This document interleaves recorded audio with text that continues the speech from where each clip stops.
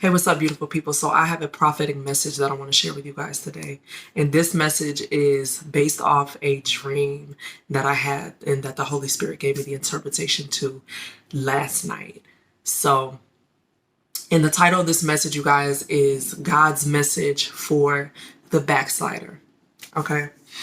And so I'm just going to get straight into the dream. So in the dream, I was in my house and I had a pet. I had a dog who I really loved. I really loved it. I was really attached to when I was younger. He was a wiener dog and his name was Pookums. He was like a dappled, that gray, the gray color with the black spots and then like white, kind of like white mixed up in there. He was beautiful. Yeah, so he ended up running away and I went into the forest because he ran away in the forest. And I went into the forest and I was trying to find him. And I couldn't find him to save my life. And I was searching for him for days.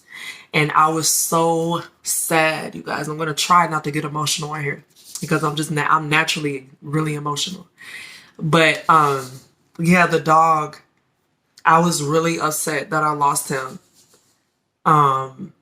Because in real life, you guys, I really loved, you really get attached to your animals. Your animals become like your family member. And that's how I loved this dog, you guys. And I was so, just the emotions, I'm starting to feel the emotions again that I felt in a dream for this dog. I think I felt more love in the dream towards my pet, towards my dog, than I did in actual real life.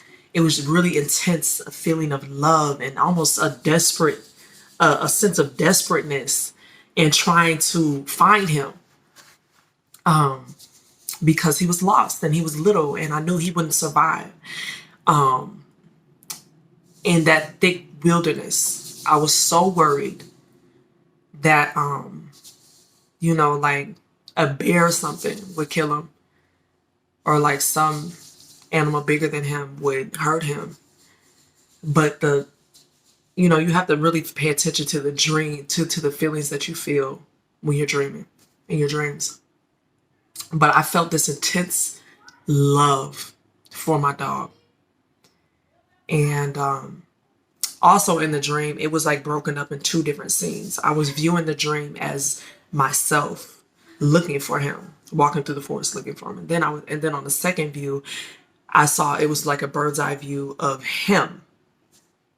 So it was me looking for him. I could see me looking for him in the dream. And I could also see him, just running around the forest. And he was getting tore up in that forest. There was like thorn bushes and he was getting scratched and he was getting his paws. He was walking for so long, his paws were getting tore up, and he was you could just tell he was so tired and he was thirsty and he was hungry. He ended up looking like something that you couldn't even recognize. He was that messed up. He done got that messed up in that forest. But yeah, that was it. That was it. And I just remember just going back to my home, but I couldn't stop thinking about him. I couldn't go on living my life because I couldn't stop thinking about how much I loved him and how he must be, how he might have even died, but anyways, the Holy Spirit, definitely, gave me the interpretation of the dream right away. And that feeling, that feeling of love, that feeling of desperateness, that feeling of longing that I felt for my dog in the dream, that is how God views the backslider. And I don't know who may watch this video or who may come across this video, but this video is definitely for the backslider. One of those, or maybe lukewarm Christians who have allowed their relationship with God to grow cold, or who was once, because he was my pet. The pet obviously signified the backslider. And I represented God in a dream. And so the pet belonged to me. The pet was mine. Me and the pet had a close relationship. So some of you guys have had a very close relationship with God and you have backslid. But in the word, it says that God is married. He is married to the backslider. And he is calling you. He's calling you and he's longing for you and he loves you. He loves you so much. He doesn't love you any less. He doesn't love you any less than he loves anyone else that's maybe in a close relationship and lives righteous and lives holy and has that relationship with God that they should have. He doesn't love those people anymore. He doesn't love me anymore than he loves you. It's amazing. I don't know if you guys have ever heard of the story. It's one of my favorite stories in the Bible. It's the prodigal son, where one of his sons, the man has two sons. One of his sons, lives a good life. He honors his father. He does what he's supposed to do. He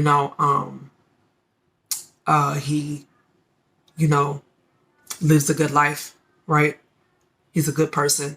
And then the other son, not so much.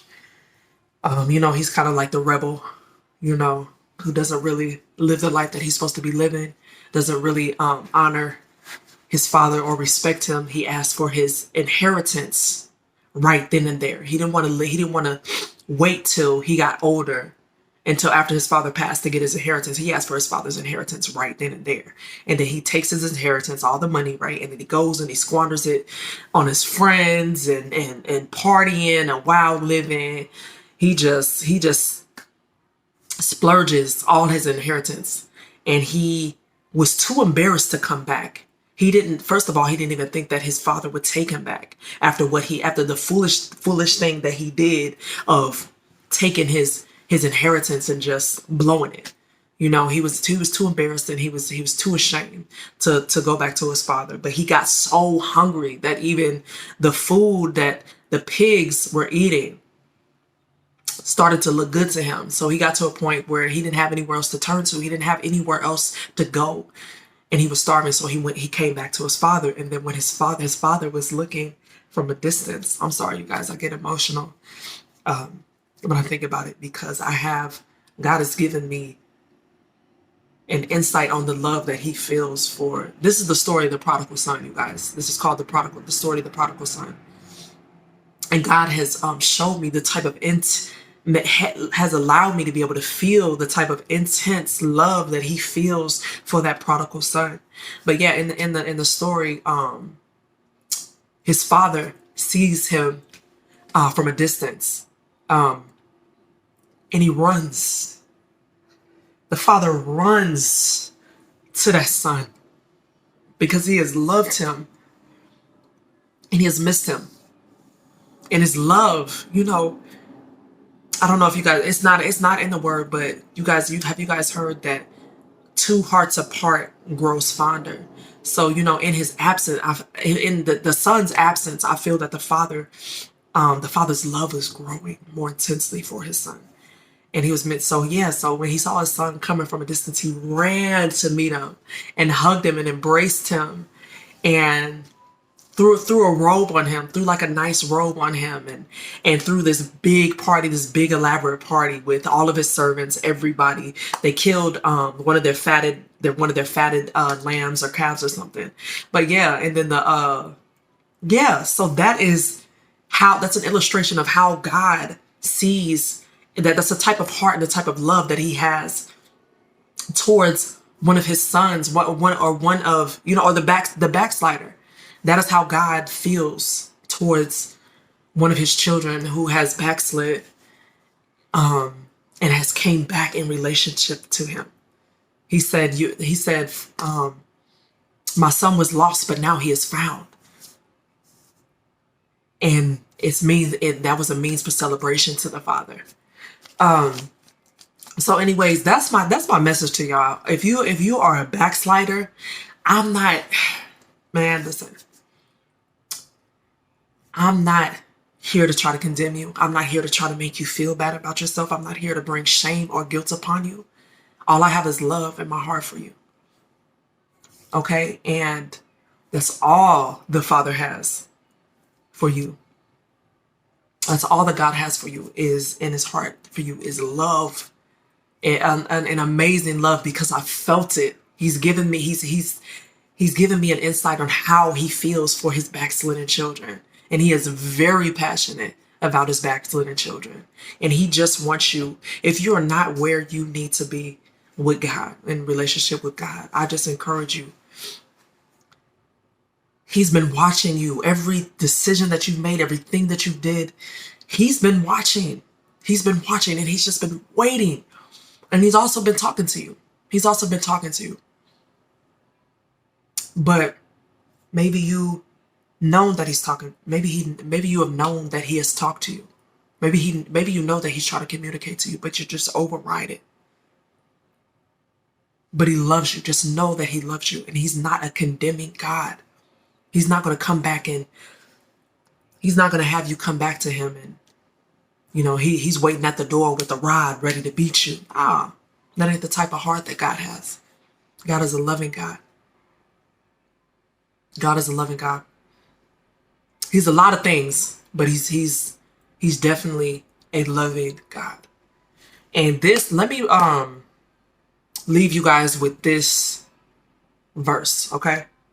Jeremiah 3:14.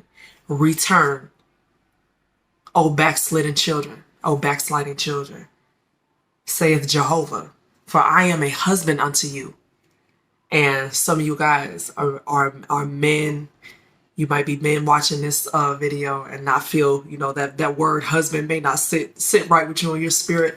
So I wrote master. Master is in place of husband in the English Standard Version. So return, O backslidden children, saith Jehovah, for I am a master or husband unto you, and I will take you, one of a city and two of a family, and I will bring you unto Zion. Jeremiah 3:14. You guys be blessed. I love you guys, and I'll see you on the next video.